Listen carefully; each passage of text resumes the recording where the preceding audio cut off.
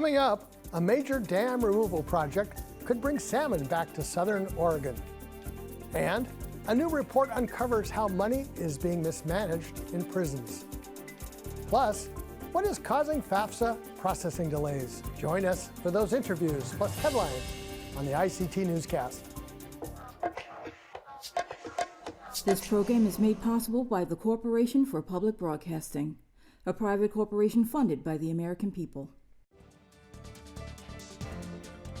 Support for the ICT Newscast with Aaliyah Chavez comes from the Arizona PBS studios in Phoenix at the Walter Cronkite School of Journalism and Mass Communications at Arizona State University.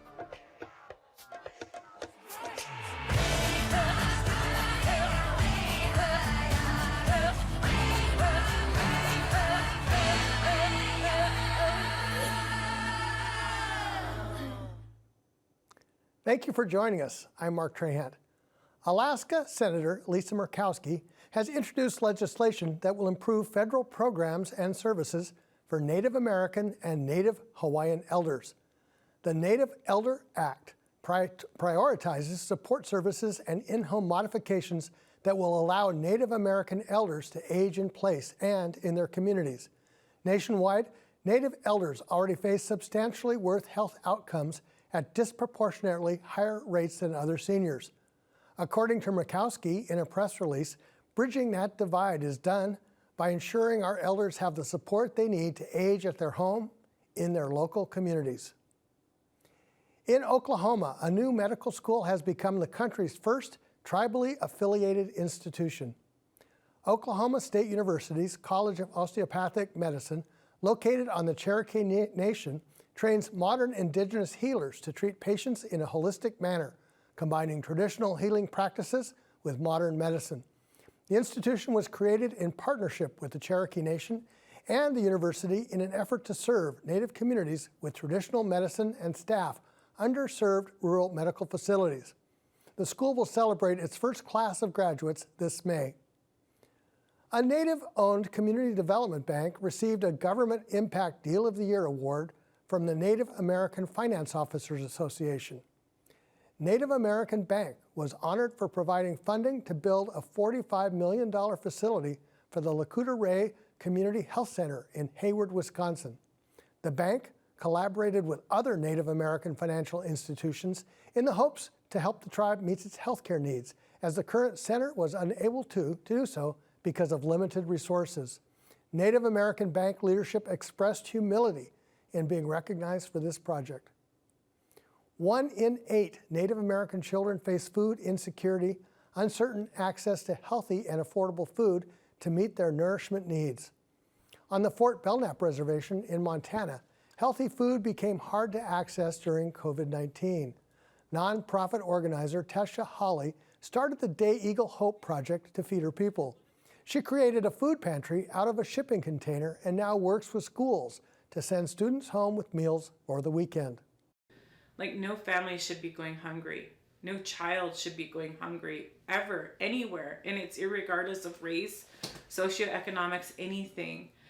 And what I hope to get out of this is that we start changing our diets so we can live longer and more healthy and have access to quality food. The school food pantry officially opened in April, fully stocked with healthy meals and personal hygiene items for students to take home. A chilling murder mystery series stars face a familiar face.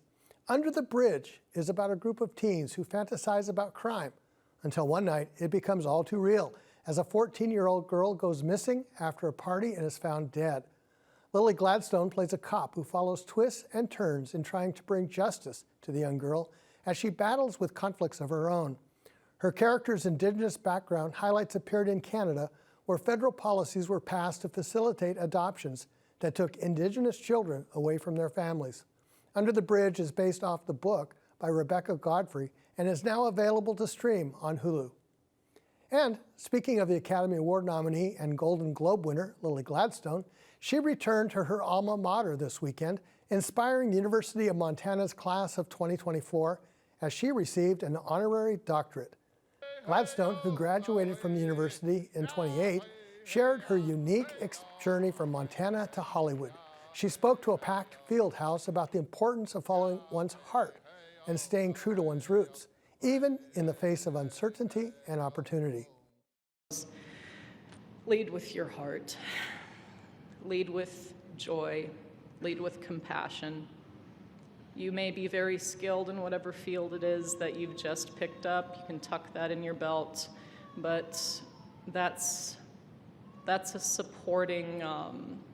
supporting framework that should always prop up your kindness.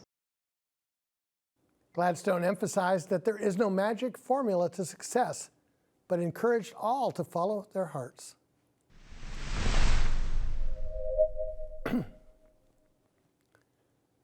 The Klamath tribes in southern Oregon haven't seen salmon for over a century. That could change with a major dam removal project along the Klamath River. Nika Bartow-Smith met with tribal members along the river and got a first-hand look at the hope and that's springing up. All along this reporting journey, I got to meet people from Native nations living all along the Klamath River and hear about what dam drawdown and river restoration means for the people that live along the river. I think about Clayton Dumont from the Klamath tribes up in southern Oregon. He talked about just this idea that, while he wasn't able to fish on his ancestral lands growing up, there's now a chance that his grandkids will be able to do that and generations after, and how that is beyond exciting, right? Because the Klamath tribes haven't had salmon on their ancestral lands for over a century. And so this potential return of salmon is a really big deal for everybody in the tribe. And I met Richard Green, a Yurok citizen who's working on the revegetation. And he talked about how his grandmother actually went and did a lot of protests when she was a young kid, right? Before she could talk, but she was holding signs calling for the dams to come down. And then she passed away before dam removal had actually started to take place. He is able to carry on her legacy in helping restore this river as the water is already coming down. Another really significant piece of this dam drawdown is the fact that land is reemerging that for so long had been covered by the water, and there's chances for potential land back scenarios for Native nations along the river. There's one tribe in particular, the Shasta Indian Nation, has talked about how this might be a land back opportunity for them. And I think that would be particularly monumental because Shasta Indian Nation is not a federally recognized tribe. And so having land back would be a really big deal and might be one of the first times we have seen this happen. The next steps are revegetation. As the water has been drawn down, the area itself is cracked and doesn't look like much, but there's crews on the ground led by folks from Native nations along the river that are working to revegetate this area, right? So planting tens of thousands of different species and working to bring fish back and create tributaries for the fish to return to. And that's ongoing work that's going to continue for likely well over the next decade. My dream would be to go back in the next couple of years as changes are starting to happen, right? When I got to go see the dam removal, it was pre any of the drawdowns happening. So I got to see the river kind of in its old form, and I'm really excited to go back as it takes on a new form that's more natural to what it should have been and was before.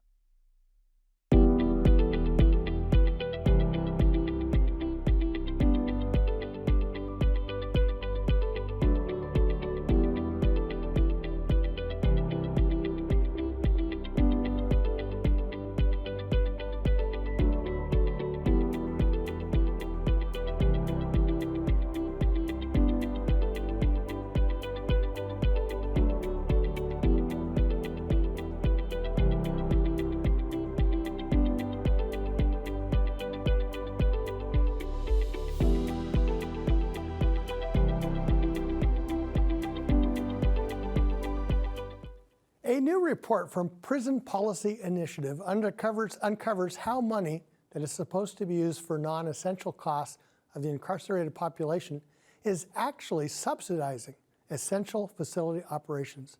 Our Daniel Herrera spoke with PPI spokesperson Wanda Bertram about the report's findings.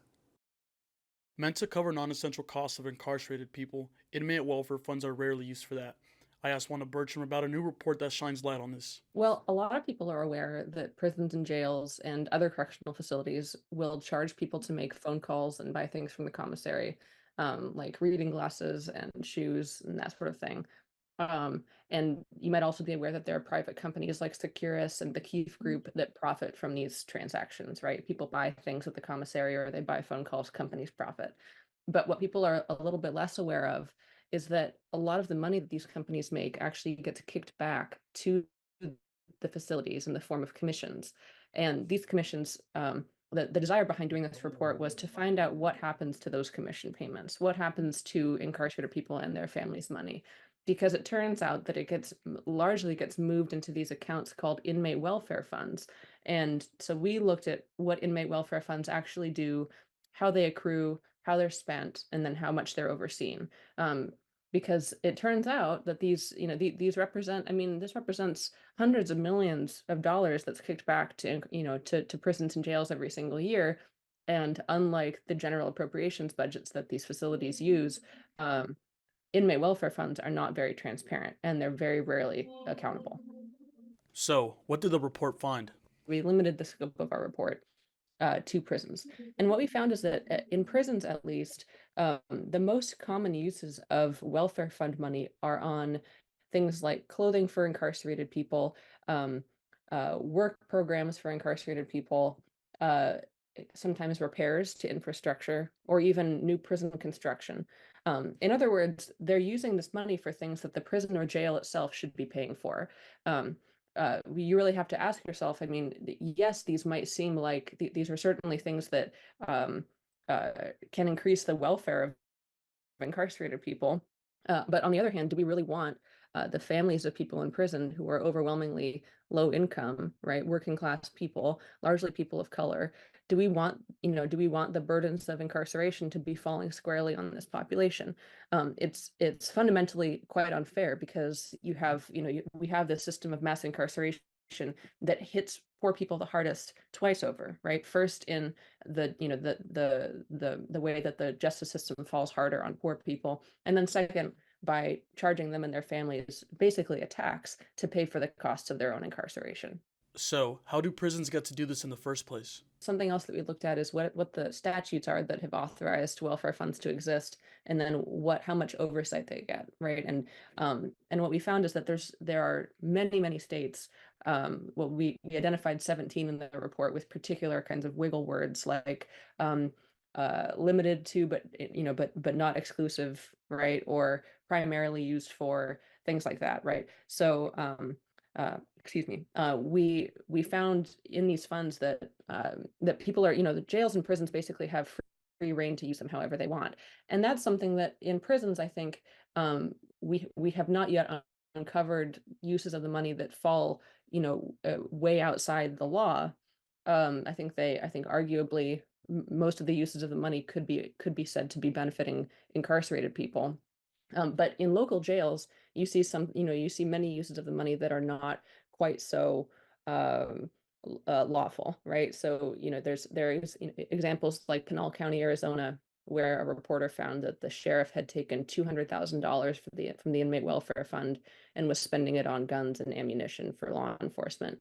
Or there is a county in Harrisburg, Pennsylvania, where they had taken millions of dollars into the inmate welfare fund, and the vast majority of that, over 3 or 4 years, had been spent on things like holiday dinners, gun range memberships, and other perks for the staff. Um, and so how lax the oversight is with these funds is part of the problem. What recommendations does the report have to stop this malspending of inmate welfare funds? Our report includes recommendations about how prisons, how states and counties should change their oversight and their rules around inmate welfare funds. And one of our recommendations is to allow incarcerated people and their families to be representatives on committees that decide how the money is spent. This should not be money that's taken away from incarcerated people and their families and then used, however administrators see fit.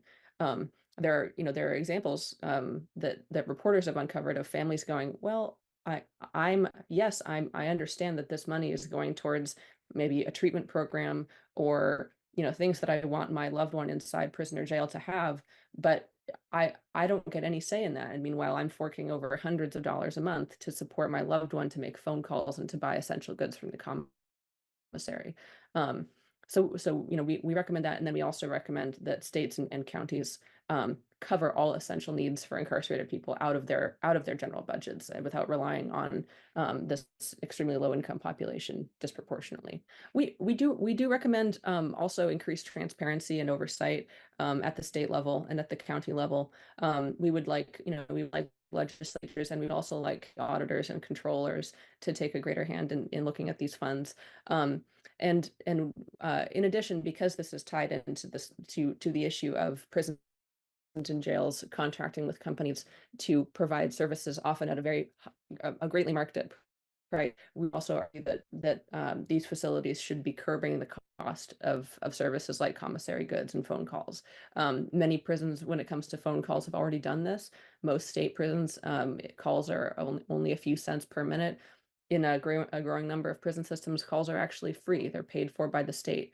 And so any kind of, our report is putting forward a number of recommendations with respect to inmate welfare funds. But this also ties into recommendations that we would make and would urge about other things like, the contracting with these companies and how much to charge for services. For ICT News, Daniel Herrera Carbajal.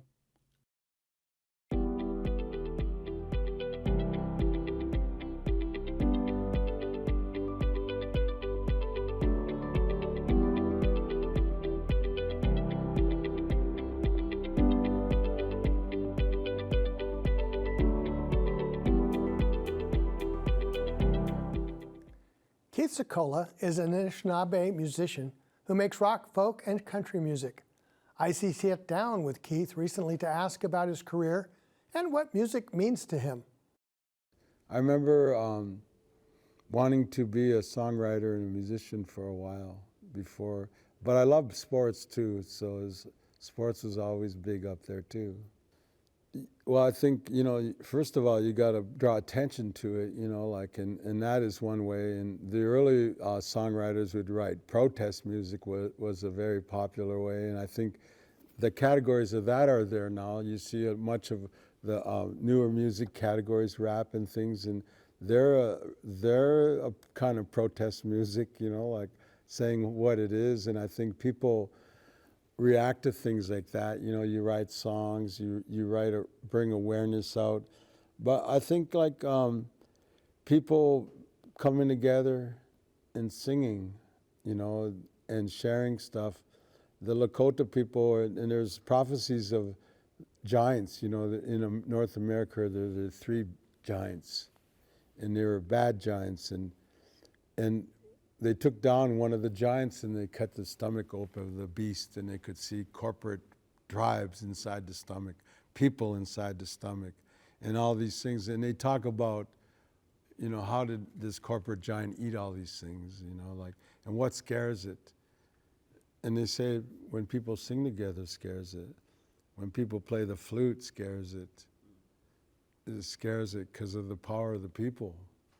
I think that we have the power. As an artist, you want people to look at your painting and then appreciate the subtleties of it. Like, oh yeah, you said this lyric or you said that lyric.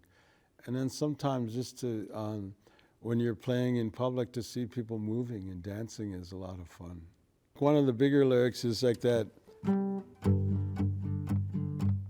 I got a sticker, says Indian power. I stuck it on my bumper. That's what holds my car together. A sticker saying Indian power holding a car together, that shouldn't run. I think that symbolism is right there, and it's out there. And I think that's what people really like that song, because as a songwriter, you kind of write your song out of your music, yourself out of the music. So they have a the metaphysical understanding where it belongs to more people. I seen an email today saying, somebody says, your song Indian Cars reminds me of my dad's car. And that's the beauty of it. You write that metaphysical understanding where everybody can draw meaning to it, and not just one person or something. And so to me, it's about the richness of being poor, the ironic economic situations that many people, Native people, are in. Your car is not up to date, but we have to drive it. But I think we've also changed the scenario of it too. Now, instead of driving beat up cars and picking up our infants and our children, we're being more conscious of having good tires and good cars, transporting our children in good mobiles and things like that. But I've seen that change in 50 years. So I think one of the best things that somebody told me one time, I was going to a powwow. I was probably in my early 20s, and I'd carry my guitar everywhere I go. And an elder seen me listening to the drums a lot. And I would sing on the drums too, powwow drums and that. And he told me, he said, "Yeah, you play your guitar, hey?" And I said, yeah. And he goes, "Well, treat your guitar like a drum." You know, it took me a while to think about what he said to me, you know, like, and the way the natives treat drums, you know, they put tobacco out, they pray to them before they pray. They'll have a feast for a drum. They'll wrap it in a blanket or separate and maybe come and sing on it. And so, like, to me, like, I call the guitar the little brother of the drum. The guitar is the little brother, so it can shine lights in dark places and go places where maybe a drum can't go or isn't able to go at the time. Valentine's Day is 2 days away. Do you have any songs that I do have this. What can country song without you? I might join the Foreign Legion just to prove that my love for you is strong. Girl, won't you stay a little longer? Won't you dare say so long, girl, or do. Would you be my Valentine? You know that I'd be yours if only you'd be mine. Would you be my Valentine? I'd be yours if only you'd be mine.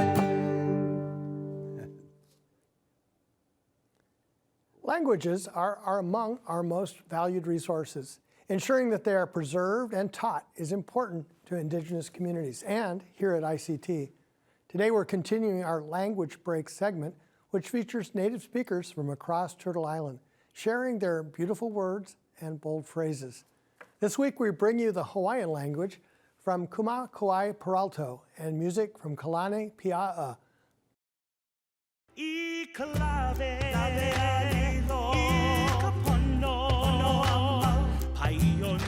He ali'i ka aina he kaua ke kanaka. He ali'i ka aina he kaua ke kanaka. The land is chief, man is her servant. He ali'i ka aina he kaua ke kanaka. Our land is both a responsibility and a privilege.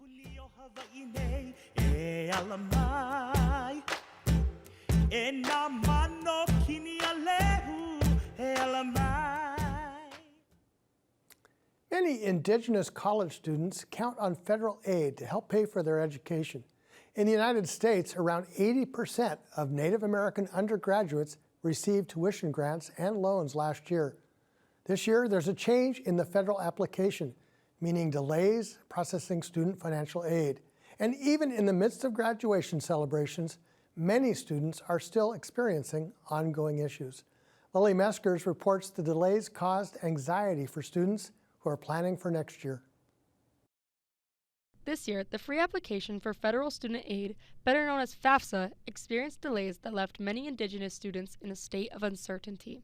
You're sitting in classes, like wondering when your FAFSA is going to hit, or like scared that, you know, maybe it's not going to come in 80 days, and like, what if they just pull you out of classes, you know? FAFSA determines how much federal student aid an undergraduate college student can receive, including grants, work-study funds, and loans.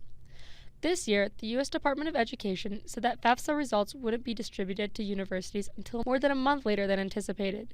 University of Montana student Brianna Polk of the Blackfeet tribe says that this moment of uncertainty can be especially troubling for those who depend on FAFSA. And for a lot of students especially, you know, there's not a whole lot of like family contribution, and so that's like a big thing. It's like if you are not lucky enough to have the scholarship amount to cover, then you're really heavily relying on that FAFSA to come in. 24% of Native Americans aged 18 to 24 are enrolled in college. A national study shows that the majority of Native American students choose their college based off of cost of attendance, including the aid they receive. Christine Farmer says that tribal college students are impacted by the delay. I'm at the college here in Browning, Blackfeet, and a lot of our students, they rely on it. That's how they're going to school. That's how they're paying for their education. Higher education officials around the country are watching to see if the problems with the FAFSA this spring affect college enrollments next fall. Reporting for the ICT Newscast from the homelands of the Salish, Kalispé, and Kasanka people, I'm Lily Meskers with the University of Montana School of Journalism. FAFSA results are now available for most students who applied. For more information, go to online-to-studentaid.gov. And that's a slice of our Indigenous world. For all the latest, visit ictnews.org. From all of us in the newsroom, stay safe, my relatives.